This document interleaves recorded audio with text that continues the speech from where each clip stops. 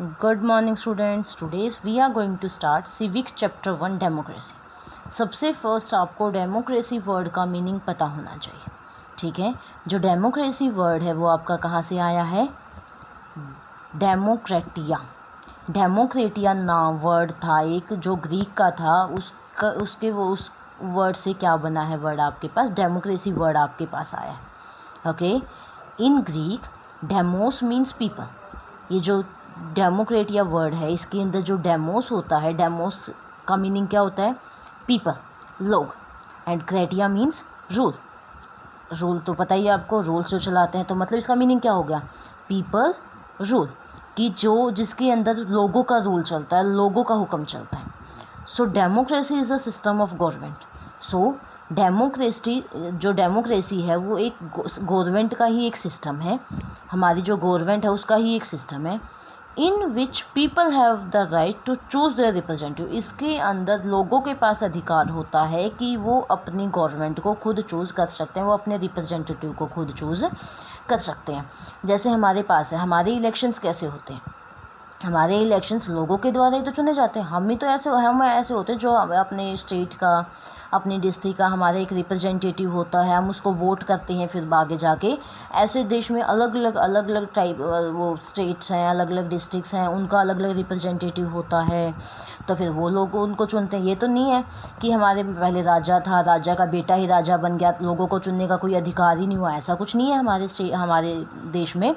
हमारे देश में क्या है? डेमोक्रेसी है, पीपल रूल है, कि लोगों के द्वारा गवर्नमेंट चलाई जाती है. मतलब लोग अपना एक रिप्रेजेंटेटिव चुन के गवर्नमेंट के अंदर भेजते हैं और फिर वो हमें रिप्रेजेंट करता है. Our next topic is origin of democracy. कि जो डेमोक्रेसी है इसका ओरिजिन कैसे हुआ, इसका उद्भव कैसे हुआ, डेमोक्रेसी नाम की टर्म कहाँ से आई? सबसे पहले था राजा महाराज. राजा होता था, राजा का बेटा राजा बन गया, उसका बेटा फिर राजा बन गया. तो कहीं ना कहीं से तो ये टर्म की स्टार्टिंग हुई होगी, जहाँ से ये जो राजा का बेटा राजा बनने की प्रथा खत्म हुई है, उसके बाद हमारी डेमोक्रेसी का ओरिजिन हुआ है. चलो देखते हैं कैसे, कहाँ से हुआ है डेमोक्रेसी का origin. Democracy in ancient Greek city state yet in a modern era. Democracy originated in Europe. जो डेमोक्रेसी नाम की टर्म थी सबसे पहले यूरोप में स्टार्ट हुई थी. Okay, the glorious revolution of the 17th century in England and the America war of independence which ended British rule in USA. सबसे फर्स्ट हमारी एक ग्लोरियस रिवॉल्यूशन थी जो 17th सेंचुरी के अंदर थी, इंग्लैंड के अंदर उन्होंने. और उसके बाद अमेरिकन का जो वार हुआ था इंडिपेंडेंस का, आज़ादी का, विच एंडेड ब्रिटिश रूल. ये ब्रिटिश का रूल था जो हमारे ये राजा मतलब जो ये उन्होंने जो हमारे ऊपर हुकूमत की हुई थी यूएसए वगैरह के अंदर. 17th सेंचुरी के अंदर जो ग्लोरियस रिवॉल्यूशन था इंग्लैंड के अंदर वो स्टार्ट हुआ. और उससे अलग अमेरिका जो था, अमेरिका भी ब्रिटिश के रूल से आज़ाद हो गई थी. मतलब स्टार्टिंग में जैसे ब्रिटिश ने इंडिया के ऊपर रूल किया था, वैसे ही ब्रिटिश ने अमेरिका के ऊपर भी रूल किया था. ओके, एंड इससे जैसे ही, और उसके बाद लेट टू जैसे ही ब्रिटिश रूल से अमेरिका आज़ाद हो गया, आज़ाद होने के बाद में उसने एक अमेरिकन संघ बनाया, अमेरिकन का एक संगठन बनाया 1787 के अंदर, जिससे हमारे जो डेमोक्रेसी था उसका ओरिजिन स्टार्ट हुआ. मतलब लोगों का संघ बना यहाँ पे, तो उससे ही डेमोक्रेसी का ओरिजिन स्टार्ट हो गया. इससे नेक्स्ट हमारे पास इवेंट क्या थी? फ्रेंच रिवॉल्यूशन, जो 1789 की हुई थी. फ्रेंच के अंदर एक रिवॉल्यूशन हुई थी जिसको क्या नाम दिया गया? French revolution. जिसने किस किस चीज़ का आइडिया दिया? लिबर्टी, आज़ादी, इक्वालिटी, फ्रेटर्निटी, एंडेड मोनार्की. मतलब मोनार्की जो रूल था कि राजा का बेटा राजा बनता, तो राजा ही एक अकेला इंसान होता था, वो पूरे देश को चलाता था, जिसको राजा बोला जाता था. इसको ख़त्म किया गया. लिबर्टी, सबको आज़ादी दी गई. इक्वालिटी की बात आई कि हाँ सभी बराबर होते हैं. And established people rule in France. और इसके साथ साथ फ्रांस के अंदर लोगों का रूल, पीपल रूल्स स्टार्ट हुआ. These event greatly contribute to the development of democracy. इतनी सारी इवेंट जो हमारी हुई हैं, इसने एक मतलब काफ़ी अहम योगदान इसने दिया, काफ़ी कंट्रीब्यूशन इसके अंदर इसने दिया कि डेमोक्रेसी को की डेवलपमेंट के अंदर. Okay, the glorious revolution laid the foundation of the first democratic principle of rule of law.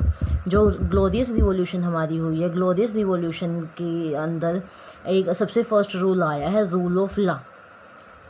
It establish the idea that the country should be ruled by the people of parliament and not by the wishes of an individual king।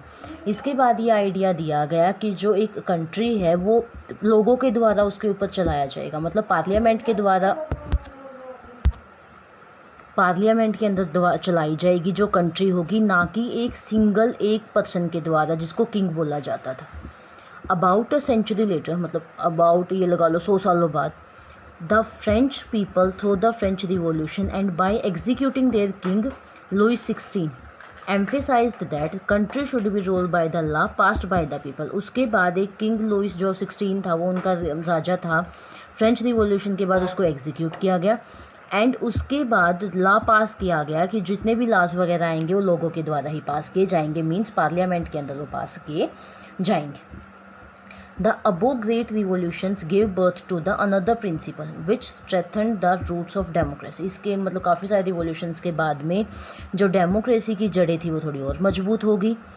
It was the idea of accountability और responsibility। Responsibility का एक नया idea इन्होंने दिया।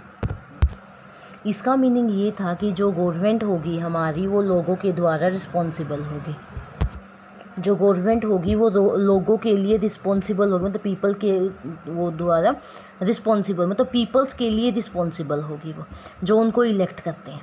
Okay, and इसके बाद हमारी एक टर्म आती है universal adult franchise. Universal adult franchise वो होता है जिसके अंदर अबो 18 सबको राइट टू वोट होता है, कि सभी को वोट का अधिकार होता है जिनकी भी एज अबो 18 ईयर्स होती है।